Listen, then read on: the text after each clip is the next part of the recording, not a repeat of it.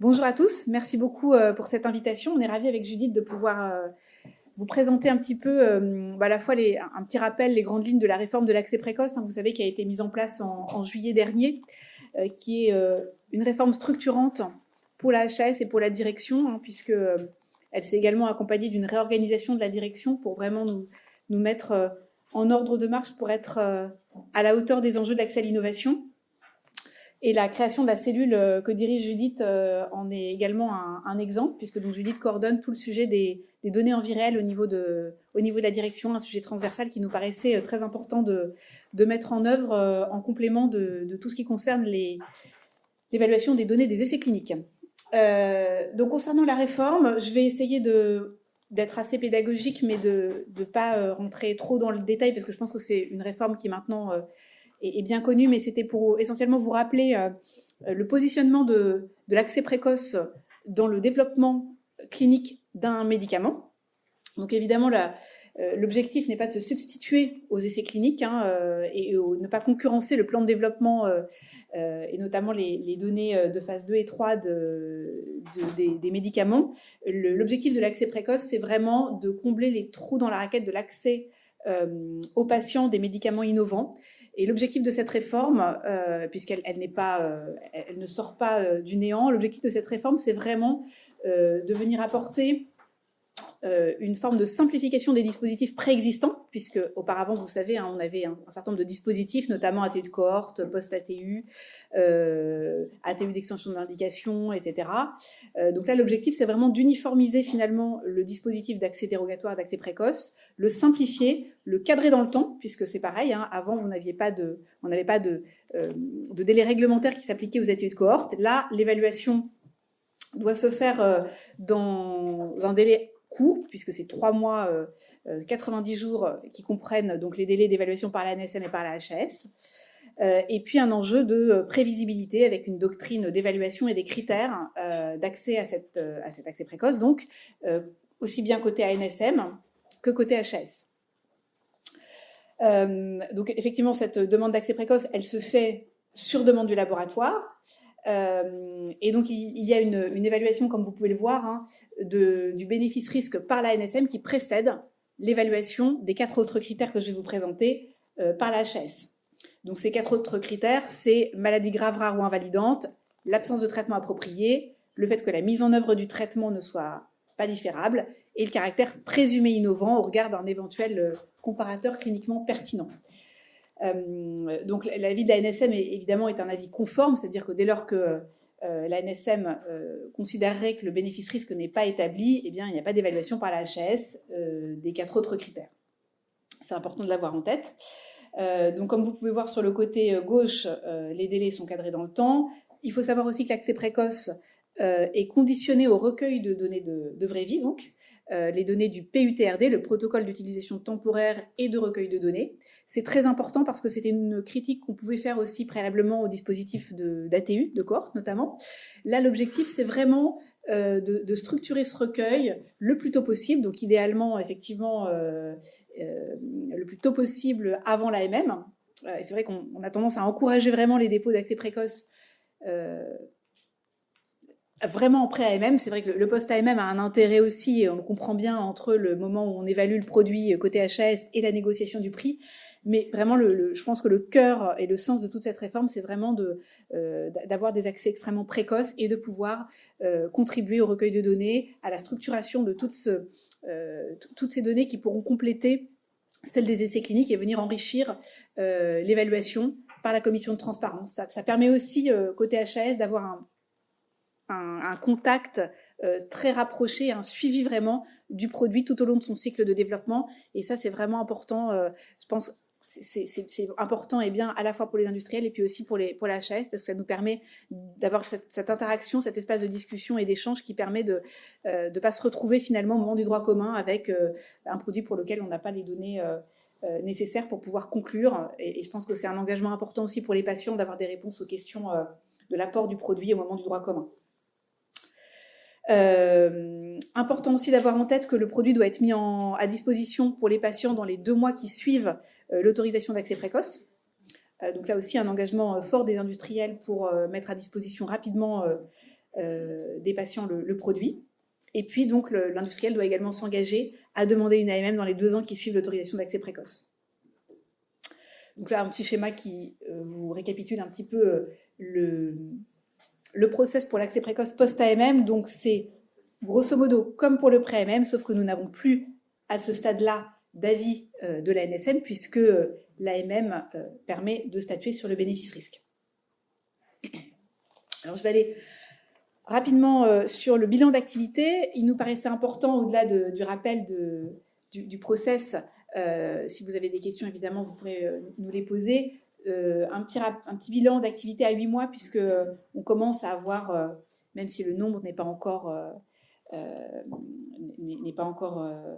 si important que ça, on commence à avoir quand même suffisamment de dossiers pour pouvoir vous proposer un bilan. Donc on a rendu 31 décisions depuis le mois de juillet, donc 80% d'octroi d'accès précoce. Et évidemment, sans surprise, je pense que ce n'est pas un scoop, mais on a essentiellement des produits en oncohématologie et en infectiologie, donc notamment dans la Covid-19, puisque vous savez qu'on a eu la chance en France finalement d'avoir ce dispositif qui nous a permis de faire de l'HTA alors même qu'il y avait des achats d'État.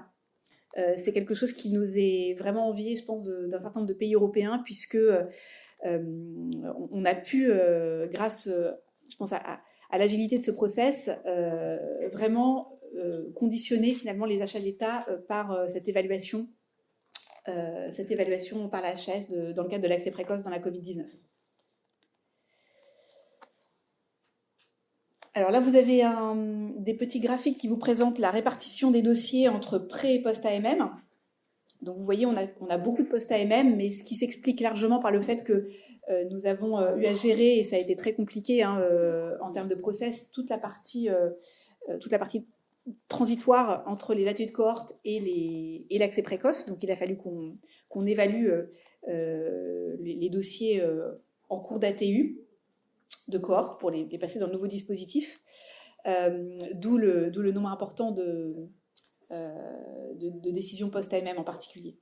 Alors il est clair que pour nous, les dossiers qui nous ont posé plus de difficultés, côté commission de transparence, même si je peux me substituer au président de la commission, mais en tout cas, c'est vrai que les dossiers qui arrivent tardivement en post-AMM, et voire les dossiers qui sont déposés concomitamment au dossier de droit commun, c'est des dossiers qui ne sont pas simples à évaluer, parce qu'effectivement, c'est des dossiers sur lesquels on ne peut pas capitaliser sur les données de vie réelles qui auraient pu être récoltées préalablement.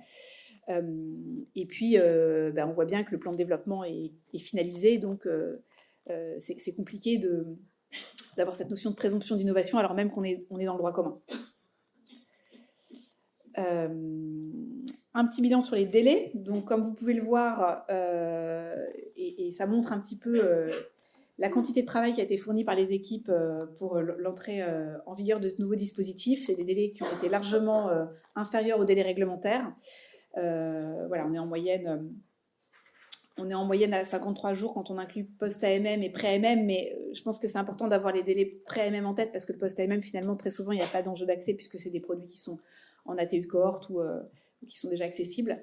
Voilà, pré-AMM, on est de l'ordre de 40 jours, donc moitié moins que les délais réglementaires, qui incluent l'avis ANSM et l'avis HAS, donc ça peut peut-être vous apporter des éléments rassurants sur le fait qu'on a le processus a quand même été simplifié. En tout cas, c'était l'objectif, malgré le fait qu'il y ait 2 agences qui interviennent, on fonctionne de façon très très fluide avec la NSM, vraiment en chambre, on travaille bien avec les équipes, donc ça permet de ne pas dupliquer finalement le travail qui est réalisé. Donc voilà pour les délais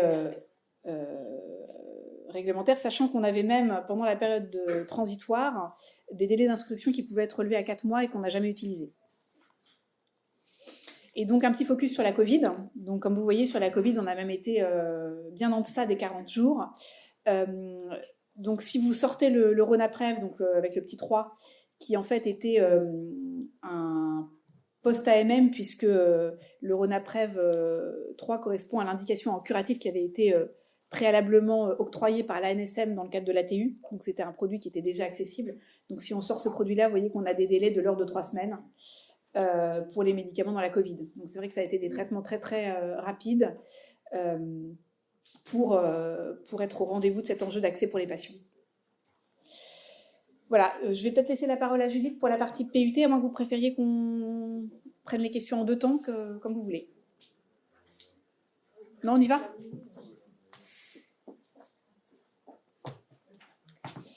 Bonjour à tous, je vais donc continuer avec la partie sur les protocoles d'utilisation temporaire et de recueil de données, avec tout d'abord quelques rappels sur les textes réglementaires qui précisent bien que l'autorisation d'accès précoce est subordonnée au respect d'un protocole d'utilisation temporaire et de thérapeutique et de recueil de données qui est défini par la HAS et annexé à sa décision. Donc ce PUT, il existait déjà dans le cadre des ATU, mais il y a eu des modifications avec la dernière loi qui prévoit notamment des modèles pour standardiser ces protocoles. Dans la chronologie, c'est quand même important de l'avoir en tête pour bien comprendre leur construction. Il y a d'abord une discussion avec les services de la HAS et de la NSM sur les données notamment qui seront à collecter dans le cadre de rendez-vous pré-dépôt qui sont réalisés avec les laboratoires. Ces rendez-vous sont non obligatoires, mais j'insiste sur leur importance. En tout cas, la HAS fait toujours en sorte qu'il y ait un référent sur les données qui soit présent à ces rendez-vous pour pouvoir adresser toutes les questions et pouvoir faire le suivi ensuite. Le protocole ensuite est soumis, un projet du moins de protocole est soumis par le laboratoire au moment du dépôt de son dossier de demande d'accès précoce, sur la base notamment des discussions qui ont eu lieu précédemment en rendez-vous pré-dépôt. Il peut y avoir des modifications par la NSM et la HAS sur ce projet de protocole. Le laboratoire est généralement informé et peut accompagner l'élaboration de ce document. Et puis, à la fin, le PUTRD final est publié sur le site de la HAS et également sur le site de la NSM, le cas échéant. Donc, sur cette slide, finalement, j'ai fait ce qu'il ne faut généralement pas faire, c'est-à-dire prendre des extraits d'un document qui doit être interprété dans sa globalité. Mais je trouvais que c'était quand même important de rappeler quelques extraits de la doctrine de la HAS qui précise bien que, en fait, ces accès précoces et ce PUTRD, c'est vraiment la première opportunité de collecter des données observationnelles ou des données en vie réelle en France et qui permet de pouvoir, comme ça, déposer des données en vie réelle dès la première instruction pour l'accès au remboursement de droit commun, là où jusqu'à présent, on avait plutôt des données en vie réelle qui venaient dans le cadre de réévaluation. Donc, c'est vraiment important parce que ça peut ramener des données en vie réelle utilisables dès les premières évaluations par la Commission de la transparence. Ensuite, 4 points d'attention particulière pour la HAS sur ces PUTRD, notamment la qualité et l'exhaustivité des données. Et ça, c'est quelque chose sur lequel on a vraiment insisté par rapport aux ATU de cohorte. On demande d'avoir ces données. L'implication du patient dans le dispositif, extrêmement important. Le patient doit être informé et impliqué dans son parcours de soins et dans certains cas, participer à la collecte de données. La simplification de la collecte de données sur le terrain, on est très attentif à ce qui se passe sur le terrain pour collecter les données, même si on est bien sûr au courant de toutes les difficultés et on ne minimise pas tout le process et tout ce qu'il faut mettre en place sur le terrain pour collecter ces données. On est très vigilant à ce qui se passe et on essaie d'accompagner au maximum. Et puis enfin, la possibilité de réutiliser ces données à des fins de recherche, notamment pour que tous les prescripteurs qui ont participé à la collecte de données puissent s'en saisir pour des publications et faire avancer ces données. Également, qu'elles puissent être utilisées en cas d'études post-inscription si la Commission de la transparence décide de demander une étude supplémentaire après l'évaluation du remboursement de droit commun. Donc finalement, le PUT, qu'est-ce que c'est ? C'est un document qu'il faut bien comprendre comme ayant beaucoup d'objectifs et finalement étant complémentaire à ce qui existe déjà, puisque effectivement, il précise les conditions d'utilisation pour les prescripteurs et les pharmaciens, mais ce n'est pas non plus un RCP, qui est un document qui existe quel que soit le statut AMM ou post-AMM et qui est sous la responsabilité de l'ANSM. Il contient des informations à destination des patients et des usagers, mais ce n'est pas non plus la notice du médicament qui est disponible dans toutes les boîtes, comme pour un médicament sous commercialisation un peu classique. Il permet la mention des variables d'intérêt et la collecte des données, mais ce n'est pas non plus ni la doctrine de la HAS qui précise bien les attentes, ni le guide de dépôt qui a été co-rédigé par la HAS et la NSM qui, à nouveau, précise bien les modalités pratiques de collecte de données. Quelques principes. Tout d'abord, ça a été introduit par la loi. Nous avons été mis à disposition un modèle de PUTRD qui a vocation à gérer, qui n'est pas figé dans le temps, qui va évoluer au rythme de la connaissance que l'on obtiendra et des feedbacks que l'on aura sur les PUTRD. Mais le but, c'est vraiment d'avoir un modèle unique. Je pense que la standardisation est nécessaire pour vraiment familiariser tous les utilisateurs aux accès précoces et qu'avec la standardisation viendra dans un deuxième temps une facilitation et une fluidification des remontées de données. On a vraiment un enjeu de faciliter, de simplifier le dépôt de demande, donc que ce soit toujours les mêmes documents qu'il faut joindre au dossier de dépôt, et des adaptations, même s'il y a un modèle unique qui est souvent vu comme très contraignant, des adaptations sont toujours possibles en fonction du médicament et du type d'accès précoce, et tous les industriels sont d'ailleurs invités à en discuter avec la HAS au préalable si besoin. C'est un document qui comporte des informations pour les usagers à deux niveaux, je dirais, des informations et un rappel des engagements pour les prescripteurs, mais également les pharmaciens, et notamment les pharmaciens hospitaliers qui sont très impliqués dans ce dispositif, et puis des documents d'information aux patients sur le médicament de manière générale, mais aussi sur le traitement des données pour être en conformité avec le RGPD. Concernant la collecte de données, donc la doctrine de la HAS a précisé beaucoup des attentes et je l'ai dit tout à l'heure, a précisé les points forts, des points forts d'attention de la HAS sur ces données. Mais voilà, je précise par ailleurs que voilà, ce modèle, il est accompagné de recommandations, notamment dans le guide, pour faciliter au maximum la collecte de données sur le terrain, même si à nouveau j'insiste sur le fait qu'on ne minimise pas les difficultés. Ce qu'on a vraiment essayé de faire pour faciliter cette collecte, c'est d'abord de limiter au maximum les variables à collecter. Je crois qu'on a vraiment pensé ce nouveau modèle comme un set minimal de données. On se concentre sur les quelques variables qui nous intéressent. Ce n'est pas une étude, c'est encore moins un essai clinique. On insiste au maximum sur la nécessité de mettre en ligne des plateformes numériques et on travaillera, je pense, à l'avenir pour les homogénéiser au maximum. Et puis, une nouveauté qui a été introduite aussi par la loi, c'est la possibilité de mettre des conventions entre l'établissement de santé et l'industriel pour le dédommagement financier du temps passé à ces collectes de données. Alors, le modèle de convention traîne un petit peu, mais on espère vraiment qu'il sera mis en place prochainement et celui-ci devrait être rétroactif, ce que, évidemment, on soutient au niveau de la HAS. Et puis, on limite les champs libres. On essaie vraiment d'avoir une collecte de données qui soit le plus standardisée avec le moins d'interprétation possible. Alors, un petit focus sur les variables à collecter. Je vais pas détailler tout ça. Si ça vous intéresse, bien sûr, vous avez les documents de source et références de la HAS. Mais grosso modo, il y a 4 grands domaines qui vont pas vous étonner. C'est les caractéristiques des patients, les conditions d'utilisation du médicament, l'efficacité et la tolérance, et les données de qualité de vie. Donc ça, c'est 4 grands champs qui n'ont pas nécessité à se retrouver dans tous les PUTRD. À nouveau, on insiste sur la nécessité d'avoir une certaine adaptation, une flexibilité au type de procédure, au type de médicament. Et puis, 4 temps de suivi qui, à nouveau, sont modulés selon la situation. C'est un temps de collecte à la demande de traitement, au premier suivi, au suivi ultérieur et à la fin du traitement. Je vais faire un tout petit focus sur les données d'efficacité, puisque c'est un petit peu le cœur des variables qui sont collectées et le cœur de la cible de beaucoup d'attention. Ce qu'on essaie de recommander et ce qu'on impose dans les PUTRD, c'est 3 variables maximum à collecter pour documenter l'efficacité, parfois moins. Ce qu'on attend en général, c'est la mortalité, dès lors que c'est pertinent. On s'adresse quand même très souvent à des maladies graves dont l'espérance de vie est réduite. Donc la mortalité, c'est vraiment le critère de choix.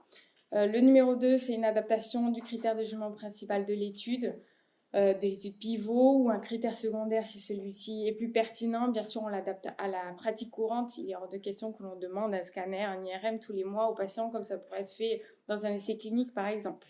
Et puis enfin, quelque chose qui est vraiment très important pour la HAS, et puis ça a été évoqué ce matin, c'est la nécessité d'intégrer un prompt dans ces PUTRD dès lors que c'est pertinent et dès lors que ces données sont jugées indispensables.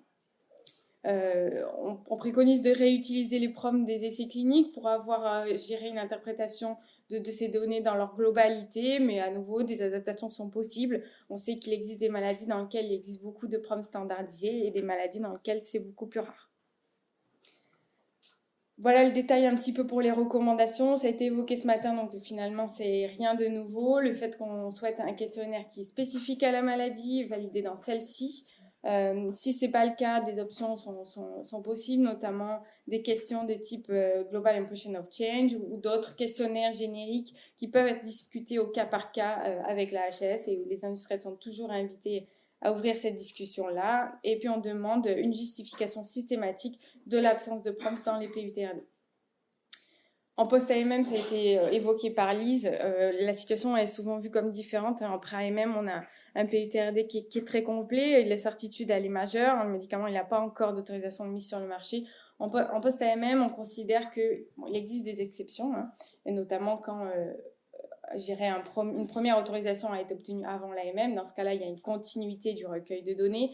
Mais si l'autorisation d'accès précoce elle est obtenue d'emblée après l'AMM, on considère que si des données sont à collecter, l'heure est plutôt à l'étude, l'heure est plutôt au protocole de recherche et non plus au PUTRD. Donc, généralement, on propose un modèle qui est très allégé, qui est basé sur le RCP et une collecte de données qui est plutôt restreinte, je dirais, aux caractéristiques des patients, vraiment les caractéristiques minimales à l'inclusion. Il n'y a pas de collecte systématique de données d'efficacité puisqu'à ce stade-là, on privilégie une étude post-inscription, par exemple.